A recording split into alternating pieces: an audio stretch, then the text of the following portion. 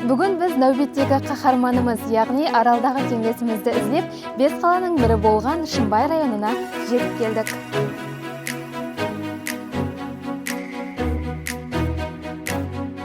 Бизнес баслағыңыз келеді, бірақ не істеріңізді білмей жүрсіз бе? Онда бүгінгі көрсетуімізді толық тамашалаң.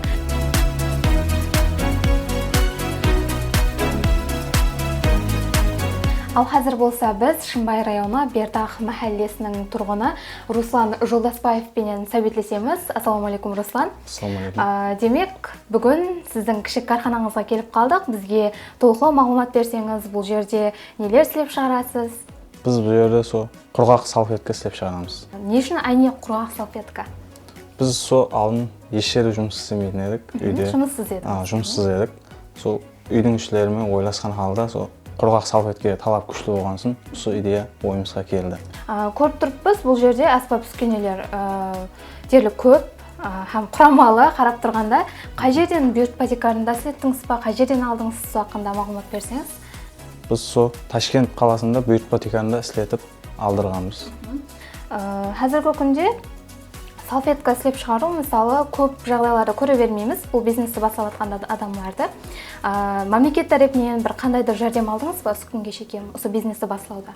Бізге жастар жетекшісі тарапынан жеңілдетілген кредит беріліп жатқан екен. Сол бойынша кредит декарында алып істедік.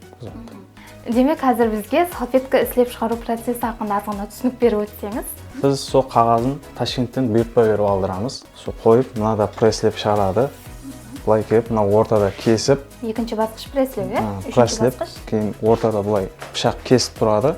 Кейін упаковкалап, блоклап шығарамыз.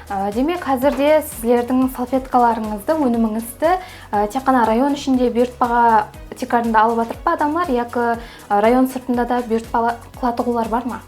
Бар, арқа районлар, Қараөзек, Тақтакөпір районлар алады. Шымбай районының өзі. Қазіргі күнде, мысалы, жастарымыз өз бизнес идеяларын әмелге асыруда бір қорқады, оларда қорқыныш сезімдер пайда болады. Сіз жастарға өзіңіздің бизнесіңізді бастаған бір инсан декарында қандай маслихатлар берер едіңіз? Жастарға айтарым, мемлекет тарапынан жеңілдіктер көп аз. Құрметті президентіміз кредитлер беріп жатыр. Жан-жақлама ойлап, талап күшті затларға қолдан келгенше қорықпай, тәуекел етіп істеуді мәслихат беремін. Алдыңызда ережелеріңіз қандай, егер имканиятыңыз болғанда, қандай идеяларды, бастамаларды әмелге асырар едіңіз? Алдымызда ережелеріміз, Құдай қаласа, цехты үлкенірек кеңейтіп, жастарды жұмыспен тәмінлеу көп жастарды. Үлкен жетістіккерліктер кішкене қадемлерден басланады. Бүгін біз сөз еткен кішкене ғана салфетка істеп шығару карханасы Арал бойының үлкен үмітінің бірі саналады. Себебі бұл жерде тек қана өнім емес, бәлкім ниет, сенім һәм арзулар істеп шығады. Аралдағы теңдесім көрсетуінің 10-шы санында өз жұмағына жетті. Кейінгі санымыздың қаһарманы сіз болуыңыз мүмкін.